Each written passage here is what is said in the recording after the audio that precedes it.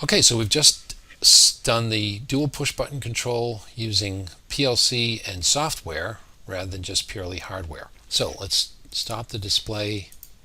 So make sure you save this because you're going to have to submit this separately. And let's go up here to File, Save As, and save it under a new name, PLC System 2 Auto Retract.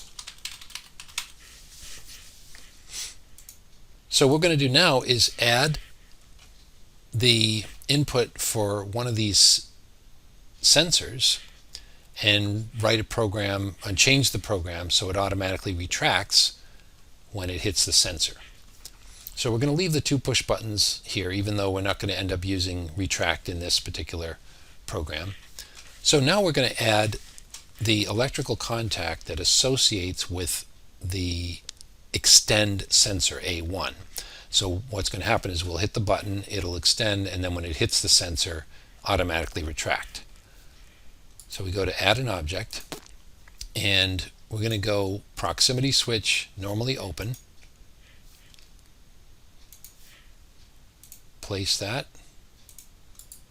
and I'm going to rotate it 270 degrees and place that right next to the retract button. Now to associate it with this extend sensor, I double click it, and under symbol I do lowercase a1. Now I'm going to connect it, connect the common side to 24 volts, connect the output side to the input of the PLC. Now remember, I have to update the symbol table because I've got another input now. Let's go back to the symbol table and add. The name of this is going to be A1, and the associated variable is input 2.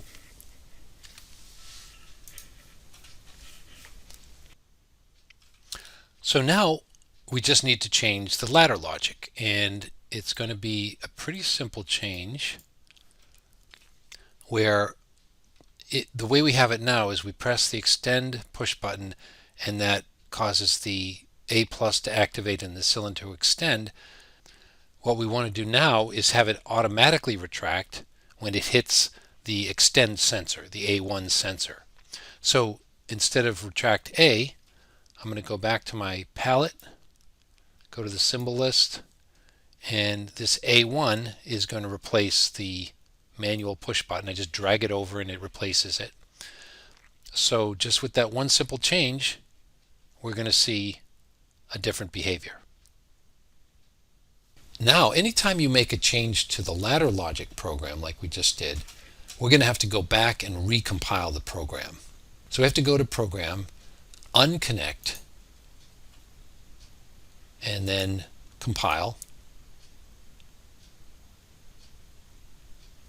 Then back to connect. Then press the green play button. Click dynamic display. And now if I hit the extend push button, the cylinder extends, and as soon as it hits the extend sensor, it retracts. Okay, so that's the second PLC circuit. Let's stop the dynamic display, stop the simulation, and remember, we're going to make sure we save this before we move on. Make sure to save it, and then do a save as PLC System 3. And this is going to be reciprocating motion. So I'll just call it reciprocating. So for this one, I need to add another proximity sensor for A0. And I'm also going to add a switch, other than not a push button, but a switch that closes and stays closed when I click it. So let's get the proximity sensor. I can just copy this.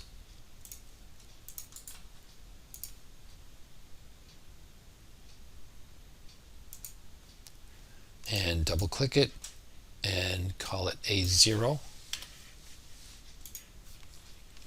and then connect it.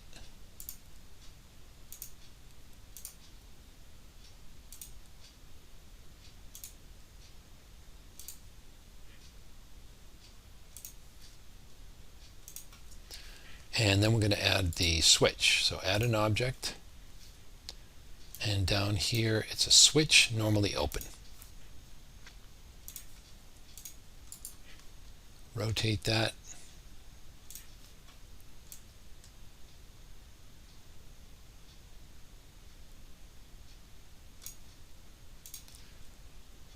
And I'm going to call this start, because it's going to be used to start the reciprocating motion. Connect the back side to 24 and the output of the switch to input 4. So now I need to go to the symbol table and label those two. So I've got A0 on input 3 and start on input 4. So let's add those. First one is A0 on I3. Next one is start on I4. And now we can go back to the ladder logic. So what we want now is to have that start switch be the basic control, and when the switch goes true, if the cylinder is retracted and the A0 sensor is true, we want A plus to go true and have it extend.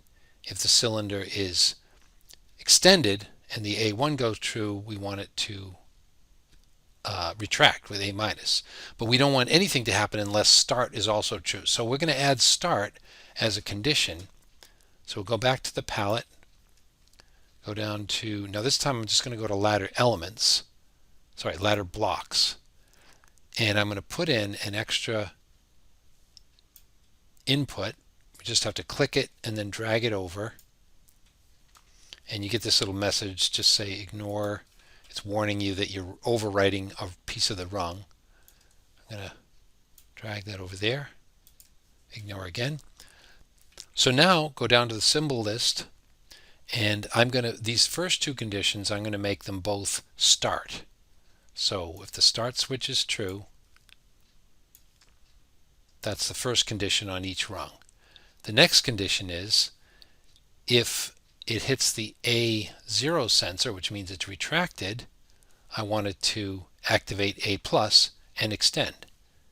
If it hits the A1 sensor and it's extended, I want it to hit the A minus and retract it. So as long as start is true, it should just keep going back and forth. Go to Program, Compile, Program, Connect, hit the green play button, dynamic display. Now if I press this start switch, I just click it and it'll stay closed. I don't have to hold it down. So it extends, hits the extend sensor and retracts, so it's just going to keep going back and forth as long as start is true.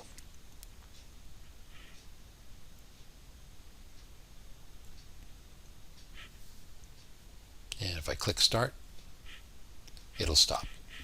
So those are 3 programmed versions of the first lab. Let's stop this dynamic display, and again make sure to save it. And so you're going to submit all 3 of those on Blackboard for this lab.